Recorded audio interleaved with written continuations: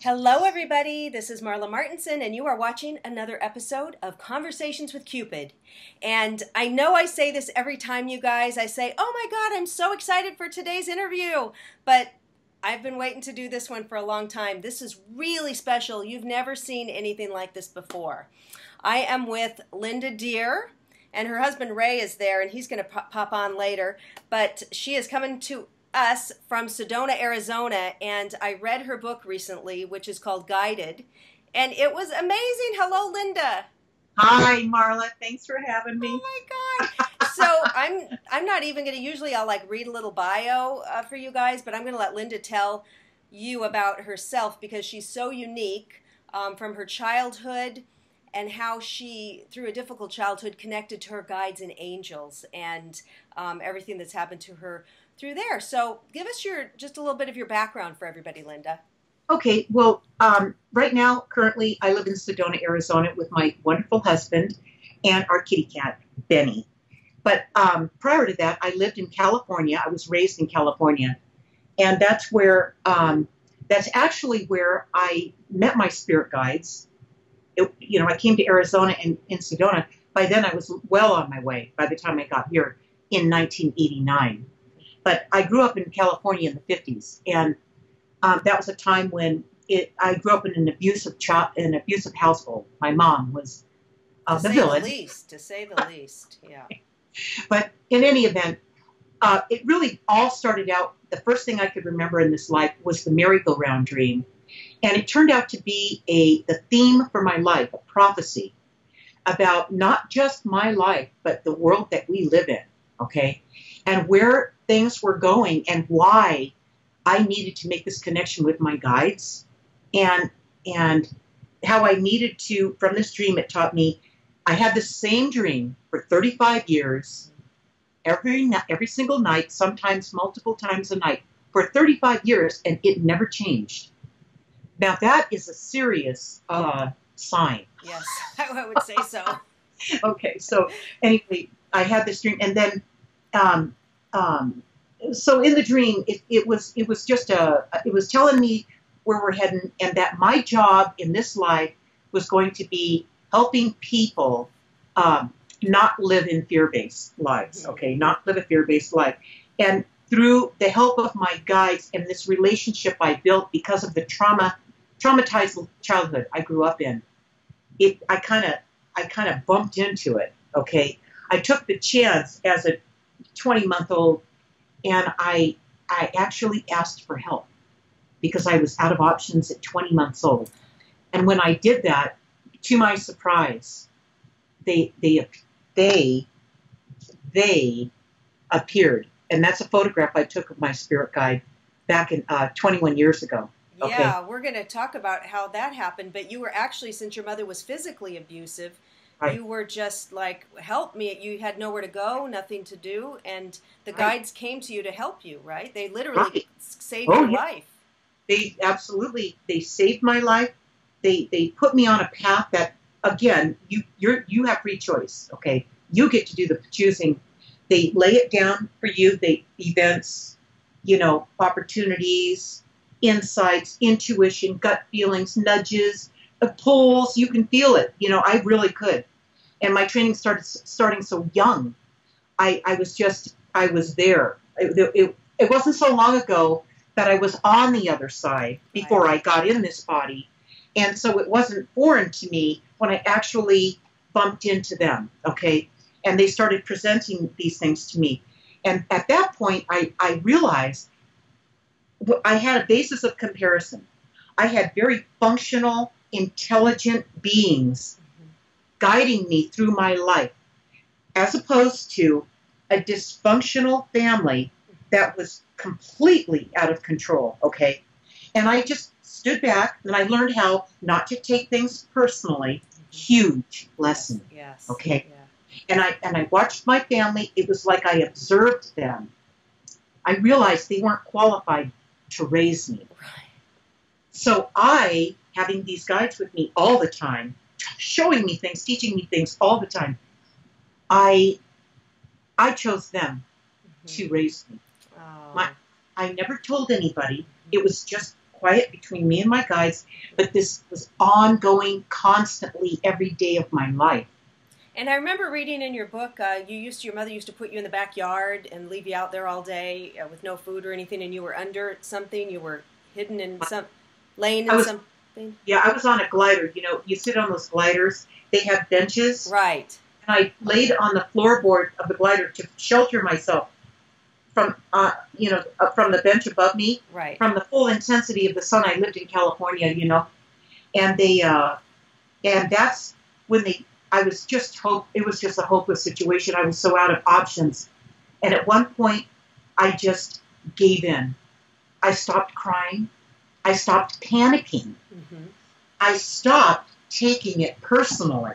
And wasn't it in that glider that they would come to every day? So that's where you'd be out there with your guides, communing with them. And that's when it showed up. And I realized when they first came through, how I was so traumatized. I allowed myself to be traumatized.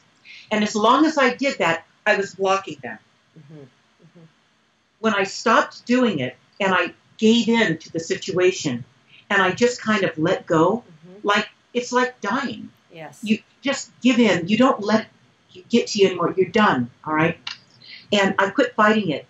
There they were. Mm-hmm. They were there all the time. It was my panic that separated me from them. And how did you get your messages? Was this, you heard voices in your head, you had feelings, did you see with your eyes or your inner eye, or what? When that happened, when I was on the glider and I stopped panicking and I let go, okay, but I didn't give up, but I let go. They came to me and they said, if you can make it through childhood, life will get better as you get older. Mm-hmm. And you heard this? Yes, they told me. It was something, when you hear this from your guides, you never forget it. Because I think the average person, they don't understand how this works. You know what I mean? And I people know. would love to connect with their guides, but they think, what do you mean? Did you hear it? Did you feel it? Did you see it? How is this? How can I connect? And what was it for you? So it's just trying to make it kind of clear in our minds to picture it. Right. And, they came through in different ways. Like, I'd experiment with things. There was at one point where I had this little dart game I had played. Okay. And it had the little rubber darts, and you'd lick them, mm-hmm. and you'd lay in your bed, and the ceilings were cottage cheese. They were not cottage cheese. Okay. They were the smooth ceilings. Yeah.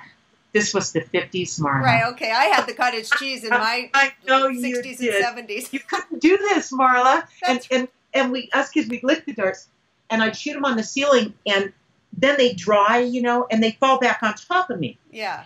And I thought to myself, I'd be laying there, and I'd keep doing it. I'd shoot up as many darts as I could before they'd start falling back down on me. And it was annoying that they would do that, right? Yeah. So here I was being guided again. I thought to myself, I'm going to go up to the ceiling and get them off before they fall down on me. Mm-hmm. And my first try, I did it. You jumped up? No. I left my body. Oh, out-of-body experience. Out-of-body experience. So they were teaching me how to do this, okay? Wow. And I went up and I got the darts and I picked them off, and then I was back in my body, looking back up at the ceiling, and there were the darts, and I'm going, great, And so I kept doing it, I made sure my door was closed because I instinctively knew, don't get interrupted while you're doing this, okay? So at one point, I'm up at the ceiling and I'm pulling them off, and I looked back down, and I saw my body on the bed, and I went, and the minute I saw that, it shocked me. It surprised me.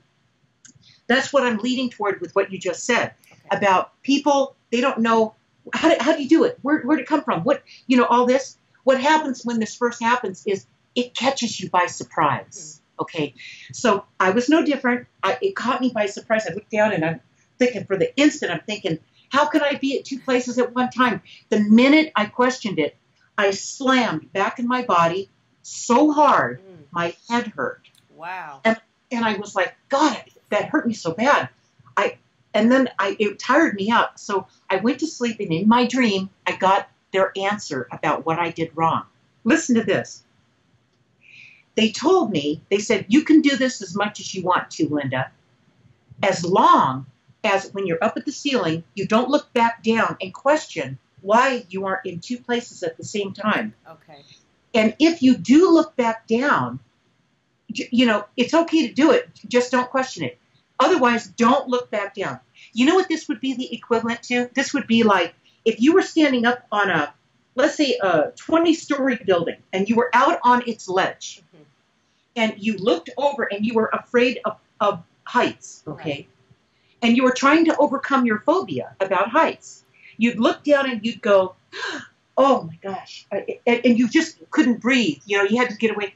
Eventually, you'd go out there, you just look out, and you wouldn't look down. You just look out, and you let the wind blow on you, and you wouldn't let the panic, the fear hit you. Yes. Okay, you overcome that shortcoming. And that's what people have to do. They have to learn how to not get surprised in the moment that it happens. When I was a kid, I used to lay on my bed, and I would have some out-of-body stuff when I was like 8 or 10. And it would scare me, though, and I always pulled back. And even as an adult, when I tried it, I always pulled back because I was afraid. And now I really want to do it, and I'll get that humming. And I know you and I had a conversation recently, and I have so much pain on this third dimension, knowing all the things that are happening with the factory farmed animals and the terrorists cutting off people's heads, and just all the cruelty. I'm so sensitive that it's hard for me to be here. And then you had said to me, I think your guides won't let you because I'm not going. You said because if you go, you might not come back. They can't pull you back. Really get back in. But I thought we're connected with that silver cord. You can't. It's not dangerous to go out. What you do, Marla, there's a reason that you haven't been able to do it. Mm-hmm. Let me reword that. There's a reason why they haven't guided you to do it. Okay. Or maybe I'd want to spend too much time out there and I wouldn't get my work done, let's say. Or, whatever it happens to be, but don't overthink it. Whatever you do, never overthink any of this. And when you feel that feeling again, it comes from here. Yeah. It all comes from here and it pulls up. It starts right here, the power center. Uh-huh. Okay, I can tell you that right now from controlled flying in my dreams that my guides taught me. Okay, third chakra.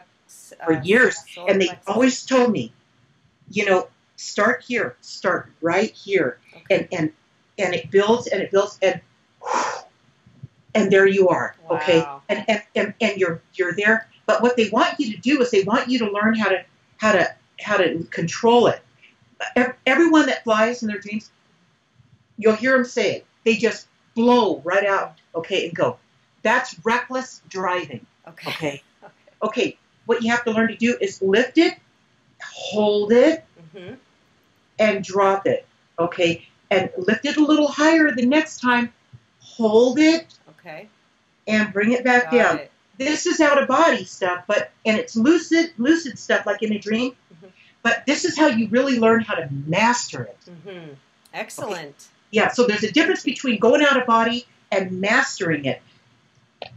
So then going along, the thing I just find fascinating about your story is most people would probably just be a wreck. I mean, to this day, after what you went through, even in school, then bullies were bullying you. You had to, lived in a tough area, went to a tough school, and then you had to beat people up, and you just fought your whole damn childhood. And then what I loved was you were just so brilliant. I mean, you must have been born just with this. Also, the guides, you've got I'm sure you have a very high IQ because you're so smart. When I was thinking about where I was at 2021, just an idiot. I mean, looking back, and you're like doing real estate development, making deals, you're in a man's world, you're working, you're making millions of dollars. You just those guides just guided you right into this amazing life.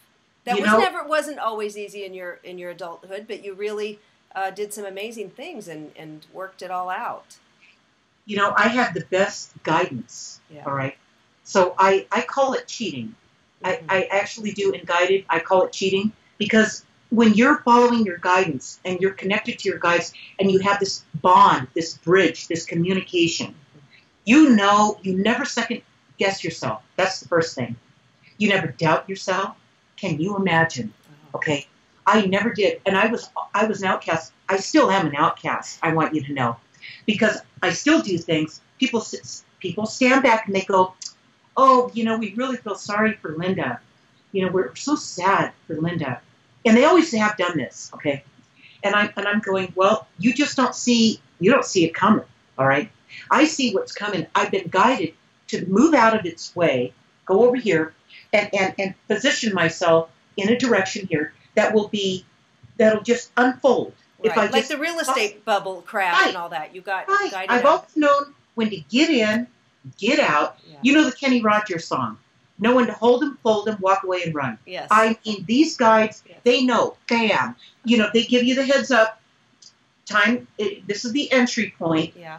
They give you a heads up. This is the exit plan. Okay. We didn't bring it up until now, but you know, now's the time. And what happens is the reason that people find this difficult is they bring this guidance through, and it's not always a respecter of your convenience. Mm-hmm, mm-hmm.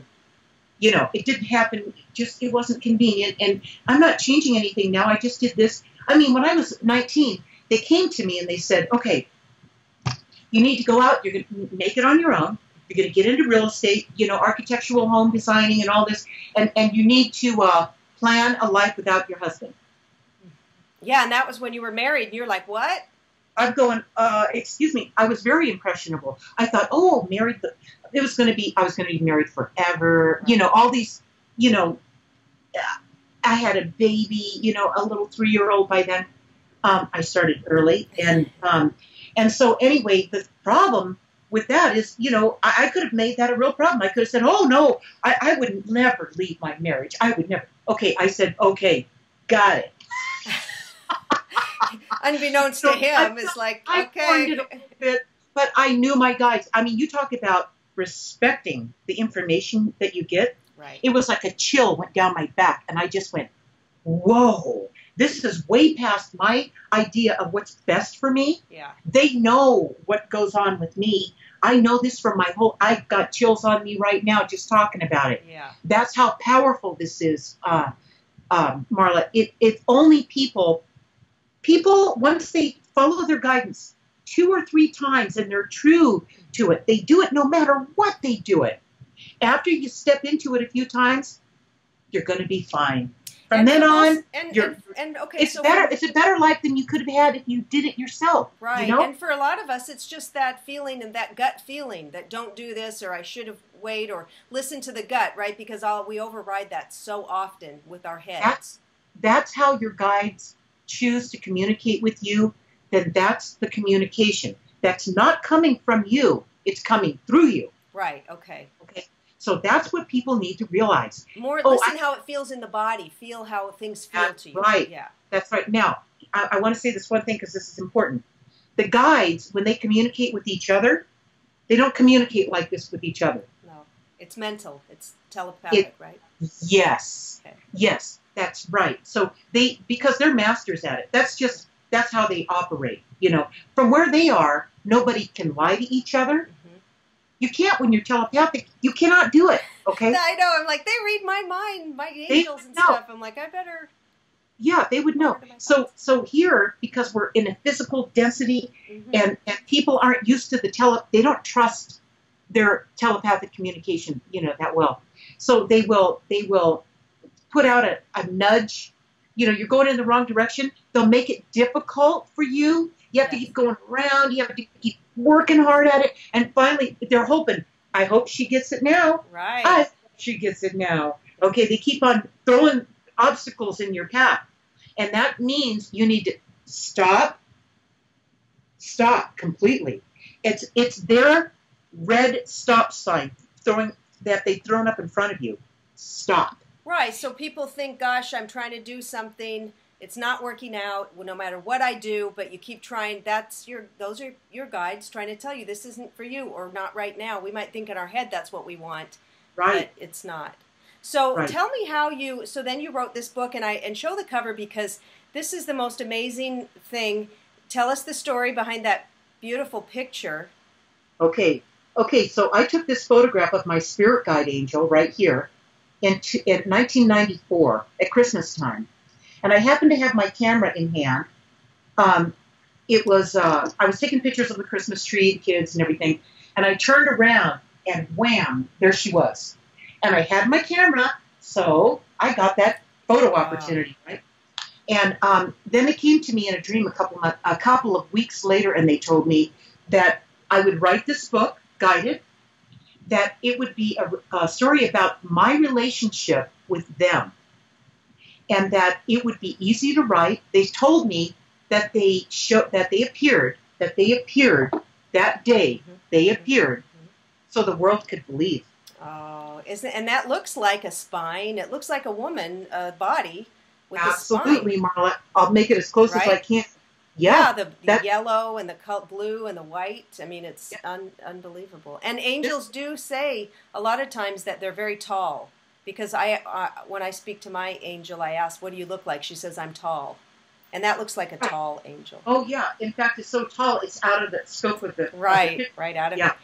So that... Okay, and then how did you get involved with the board? Because I'm a big Talking Board fan, and, you know, our mutual friend Karen Dahlman, we talk about our boards, and we get our guidance. That's how I get my guidance. It's like automatic writing. And last night I was on there talking to my angel, and I said, hey, I really want to channel. I want to start channeling. What can I do? And she says, you are channeling. So I'm channeling through this. It's like automatic writing. And you did get involved in doing the board, and you developed your own board, which is fantastic. And everybody, just before we get the info on how she started it, we're going to do something really special because Linda does some amazing life coaching that you've never seen before. And she did like a half-hour session with me recently. You're all going to want to do this. So anyway, but tell me how you got started with the board. Okay, what happened is it was in 1988. I was invited. I was going to dream classes. I was taking dream classes at night for about 3 years. And when I started the dream classes is when the merry-go-round dream finally stopped. Okay, and so 3 years into it, my dream teacher asked me to come over for dinner, and which was not like her. We weren't real chummy, but I liked what she taught in her classes. She didn't walk or talk, you know. So what? What else is new, Marla? You know, for people, I don't know. I was learning really well. So she invited me over. She didn't say why. I thought it was just going to be to chat about dreams. And she brought out the Ouija board. And her friend and her were there to channel this information together. It turned out that their guides, said that they wanted me in a session. They said, bring Linda into a session. We need to tell her something.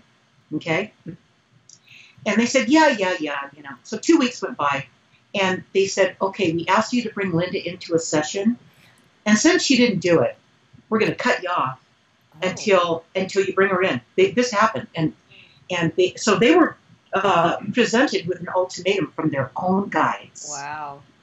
Guides are strong, okay? And so I came to and they threw a pad of paper and a pencil at me, and they said, okay, because it was really an obligation. They didn't want to invite me over. They wanted to do this channeling by themselves. They were kind of, you know, talking small talk stuff, using it for lower stuff, you know. And so they said, start writing. And I said, okay. So the information was coming through real fast, all right? And I was writing it all out. And the guides told me, first they told me their name. And there's a whole story about that, too, that comes up later. But they told me they needed me. They said, it's always your choice, but we really need architectural background, you know, graphic artist. I guess some of that helped. And my discipline as an entrepreneur. Oh, yeah, you're an awesome businesswoman. And my connection to them throughout my life. It's no wonder they came to me. Okay, duh, you know. So they came to me and they said, we need you to create a talking board that doesn't cause fear and caution.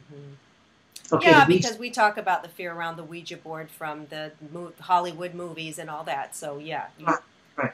So they said, we need you to do this because we need to be able to reach the people, their own spirit guides, so that when times become difficult, they will have access to them.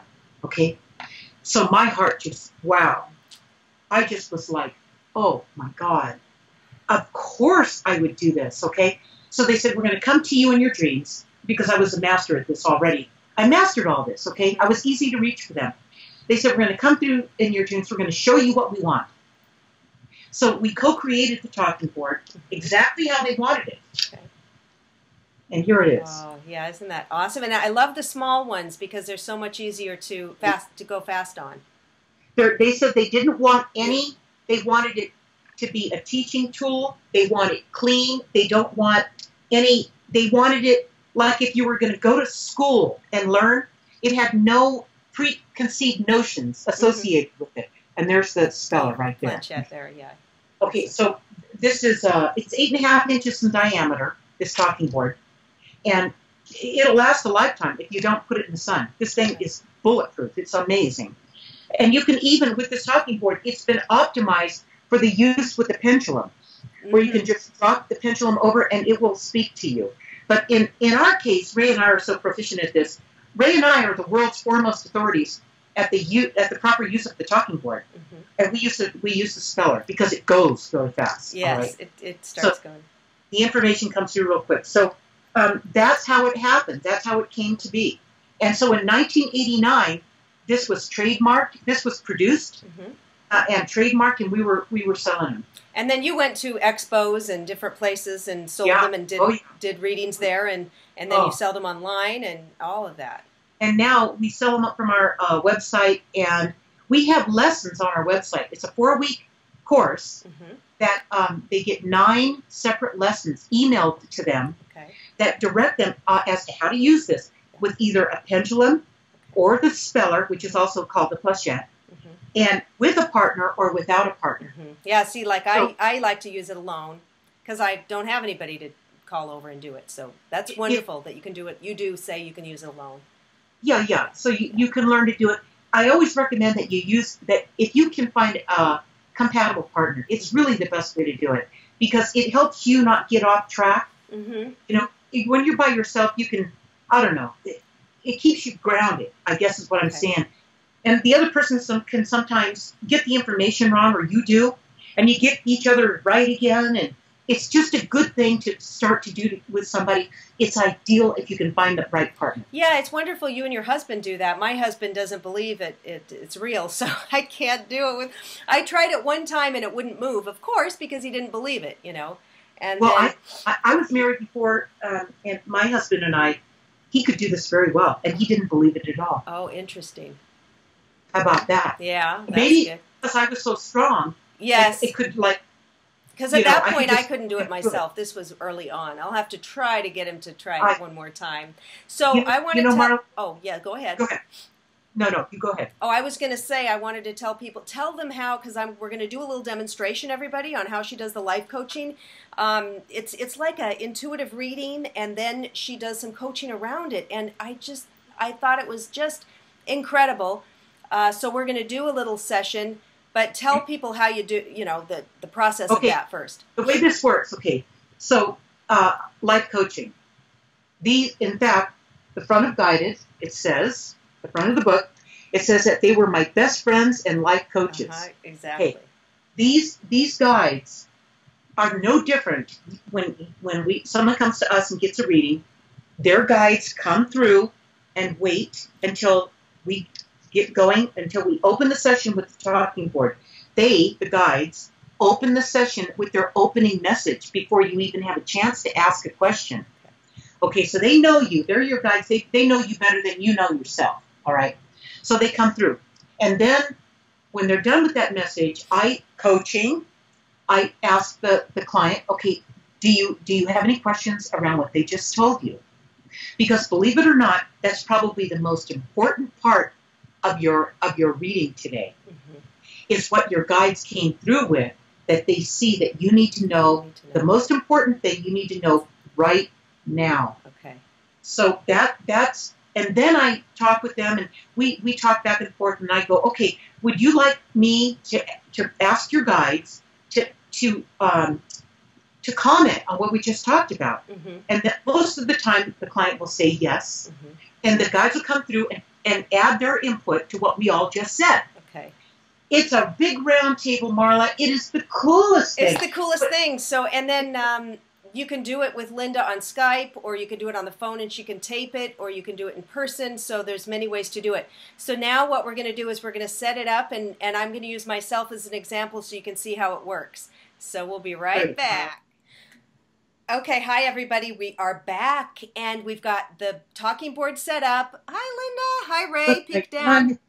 Hi. Hello. Okay, we're not going to be seeing their faces while we're doing this because we want to be zoomed in on the board. What's going to happen is my guide is going to start off with an opening message for me, and then I will ask a question, or maybe they just have something for me to know. You know, what I need to know right now. So that's exactly right. And I'm an open book. I'm not afraid for you guys to hear my message, so you can just kind of see how it works. Thank you. I'm so excited. Okay, Marla. So your guides are here right now, okay? In fact, they've been here the whole time, Marla. They're always with you. So they're going to come through with their opening message to you, just like they open every session we do for a group or for an individual. So here they go. And Ray's going to speak out the messages. Here they go. Hello, Marla. It's wonderful to be here with you today. We would like you to know that we think you work too hard and do not always feel appreciated for the effort you put forth.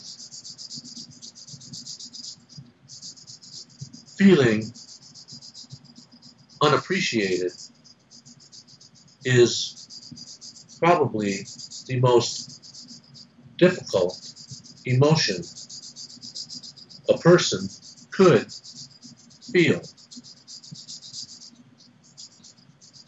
You take such pride in your work and would love to see more results that benefit your clients and make you feel loved and appreciated. This pattern has been in place for a few years, and you often wonder how you can break it. That's their opening message to you, and they see that as the most important thing for you to know in your life at this time, Marla. And this is amazing because just yesterday, I was very sick last week. I was in bed for a week with a bad cold. I mean, it was bad. And I had to get back to work, and I wasn't completely better, but I had to work, and I've been working so hard this week to catch up. And yesterday I worked, I was working till 8 o'clock at night. I just fell into bed, and I think I said to my husband this morning, I said, I worked too hard yesterday. He said, yes, you did. So they're right on. I've been working really hard. So, Marla, what do you think the purpose was in that week of you being down? Well, I think I had been in Paris the week before and had a long flight home, and I pushed myself and didn't go to bed when I got home after an 11-hour flight, and I went and got my dog and gave her a bath. I pushed myself, and so it's just, I caught something. I didn't think that was really like a message like you got to stop working so hard, but okay, was that guidance? Was that guidance for Marla directly from you, her spirit guides? Was that guidance to get her to stop? If you do not slow down, you will force yourself to slow down.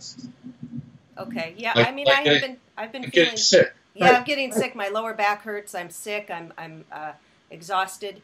But I want to write my new book, which I'm started, but I don't have much time. I've got to write articles, do my blog, make all my matches, which is my first priority. That's always done first because those are my paying clients. I also like to do my healing work, my crystal healing, and my YouTube channel. So see all the things I'm doing. I guess how long can I keep going at it all, right? Okay, here they go. Okay. The fact that your lower back hurts is symbolic of hurts from your past that you are still dragging around with you. It won't let up until you let up and stop fearing that you need to work so hard in order to be successful. We want you to move forward painlessly in your work and in your life, and want you to say that as hard as you work, you deserve a 100% pain-free body. Thank you. Well, I'll ask a question that I think could benefit other people listening too. That happens in my life. Is I have a wonderful husband. He's amazing. He loves me, but he is often not what do you call it? Not supportive in everything I do. For instance, he doesn't believe in this kind of stuff. He's only really supportive in the things that I make money at, which is really matchmaking. So it's just like, do that, but don't do any of this other dumb stuff. I rebel, and I'm going to do things I want to do anyway because I absolutely love it, and nobody's going to block me in or tell me what to do. So knowing that, I guess, that somebody's not, the little comments, the little digs, it probably goes against my body and my grain, but so a lot of people who are in a relationship, their spouse might not always support the things they want to do or supportive of their friends or interests. So I think that has had an effect on my lower back, my body. As much as he loves me, he's not always going to see eye to eye on the interests I have. Do you want your guides to... Yeah, can you comment on that, guides? Here they go. If you have to work at a relationship, that's a warning sign. People like to say, I'm working on my relationship. We say that relationships either work or not. It takes two people looking in the same direction in order to arrive at the same destination. Okay, wonderful. Well, and then one other thing. So what do you think I should work on, put my energy into the most? Is there one thing, or should I keep doing everything but just slow down on it and do it a little, I don't know, not as intense? Okay, Marla. We're talking about in regards to all my interests, because I'm wearing myself out. Okay, in regards to what's best for Marla, right? Yes, and what's best for me. Thank you, Marla. Here they go, Marla. Here they go. The secret to living a loving and fulfilling life is to always follow your passions. Rank everything you do according to how much passion you have in doing it. Then start at the top of the list and devote the most amount of time to what you are most passionate about. Eventually, as you do this, you will find that you are really doing things that you are not passionate about, and eventually those things will fall away from your life. Okay, thank you so much. Well, just a question for everybody out there, because I know a lot of people are in jobs that they're not happy with, that they hate. I hear this when I listen to radio shows. People are always calling in, I'm in a job I don't like, but I have to pay my bills. I have these other interests, but I don't have time. So what is your message for all of us out there? Luckily, I do enjoy my job, but a lot of people don't. So they have passions, but can't make money at it yet. What's your suggestion on how people can move forward with their passions but still make a living? Here they go, Marla. Okay. First, we would like to make a distinction. You are not here in this life to make a living and pay your bills. You are here to make a life. This distinction is difficult once you are overextended in the things you would like others to think your life is built around. Once you eliminate the fact that you need all the things and stuff in your life and learn to live within your means frugally, but not painfully. You free yourself up from any feelings of lack in your life. Plus, those bills you have to pay each month are not your bills. They are the electric company bills and auto payments and rent or an expensive mortgage. Once you work so hard just to make ends meet,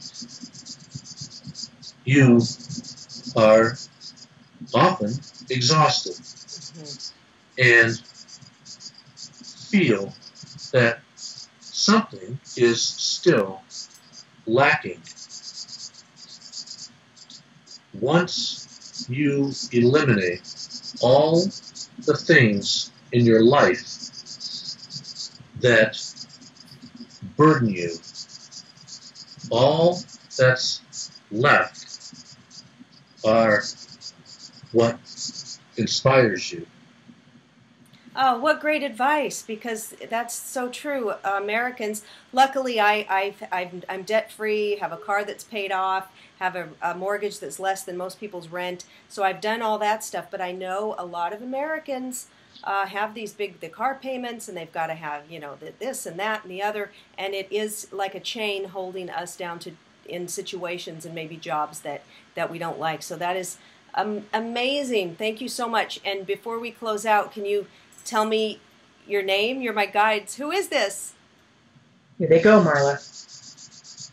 You may refer to us as your board of advisors. Okay, I love it. What they're saying, what they're referring to, I think, is the talking board, the board. You do the board, you call it. Let's go do the board. This is your board of advisors. That's awesome. That's my okay. Board. So that's kind of cute. Okay. Because you usually call it the board, don't you? The board. Yeah, it's the board. That's why they did that. The board of advisors. That's why they did that. That's why they said that to you. Okay. All right. Great. I want to thank you so much. Do you have anything you want to tell me? Yeah, they have a closing message for you, just like they would normally have.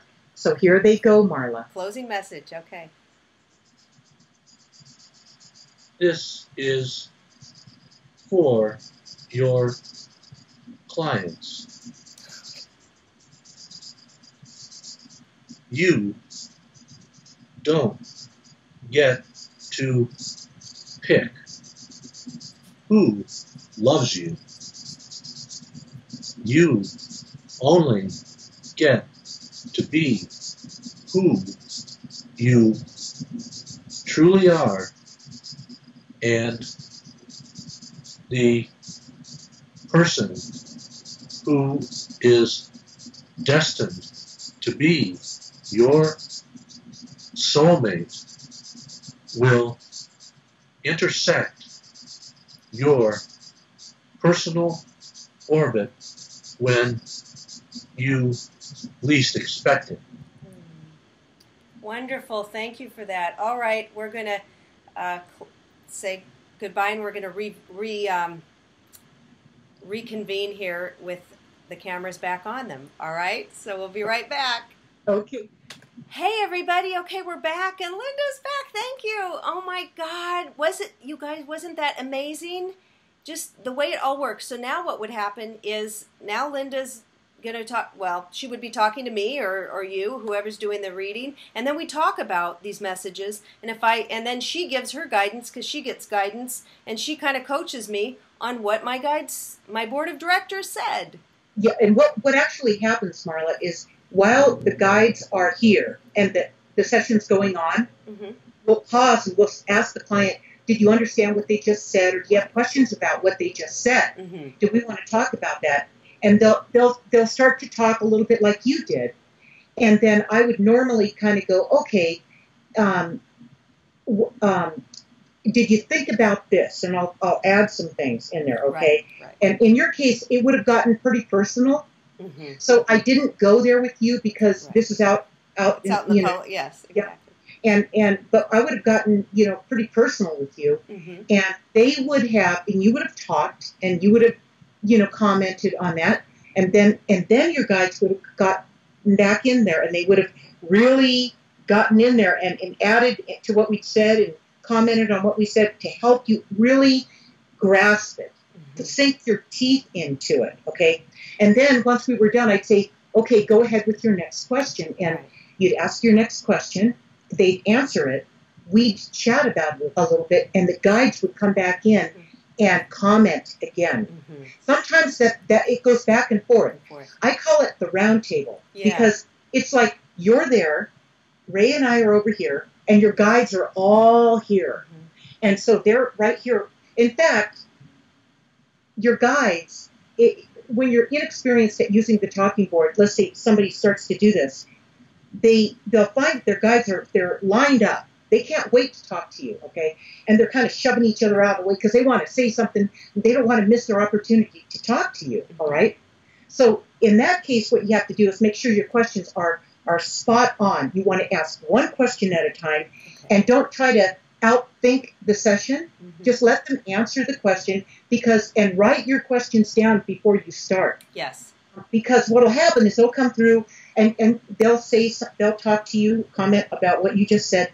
You'll ask another question about what they just said, and you'll go back and forth, and then I'll interject and we'll talk, and the guys come back in. It's a big round table, and then you'll forget what your next question is. Yeah, exactly, because it could lead on to something else, an offshoot, and you might not need that other question because they've answered it. A lot of times they'll answer your questions Yes. before you had a chance to ask them, because of course they were there when you wrote them down. They're with you all the time. They know what you're dealing with in your life. Well, and what I love about that opening statement is, see, you guys don't know me very well, so and I love how that the guides got right the exact thing that I'm dealing with, you guys. This was amazing. Dealing with the exhaustion, I had to take Advil just to get through the day. My back's been hurting so much. I still kind of have a cold. My stomach hurts, and I'm like, gosh, I didn't get well enough, but I have to work. And it's exactly what's been going on with me, and it's the first and foremost thing going on with me. They said it immediately. Yeah, so they came know. right through with it without me prompting or asking questions about it. You didn't know that about me, because just so you know, everybody, they didn't know what's going on in my life, So this is just, it's so spot on and so amazing. That's why, Marla, if you want to do this again, we could have people come to the session on your Skype, and they could come in and be sure they write their questions down, and they can come in and ask a question, and they'll get an answer to that question. But every one of them will get a little introduction before they ask their question, because that's where the true, in my opinion, that's where the true value it really resides. It's when you don't even ask a question, right, and they come through and they talk to you. Absolutely. Yeah. So genuine, And then the client knows, wow, this was the real thing. Yeah. Because there's no way they could have known that, Because we don't know our clients. We do the sessions over the phone. They sit. They're absolutely stunned. But the biggest problem is if they didn't write their question down, they're dumbfounded and they forgot what they were going to ask. Absolutely. Absolutely. It's so exciting. Yeah, so powerful. So you guys, I just wanted, we're going to close it here soon, and I just want to, because we're going to be doing a lot of videos, and if you're interested in working with Linda and Ray on the board, I've got all the links below to go to their website. You can buy the board. They've got programs that you could buy. The book is absolutely amazing, and it's been like #1 this week, and so anyway. For over a month. That's fantastic. I've read them both, and they're amazing. So, and if anybody has any questions, leave them below in the comments, and we will address it at the next video. So you'll get your question answered personally. All right. Very good. That's exactly right. Look for it. Thanks, Linda. Bye, Ray. Say bye, honey. Bye, honey.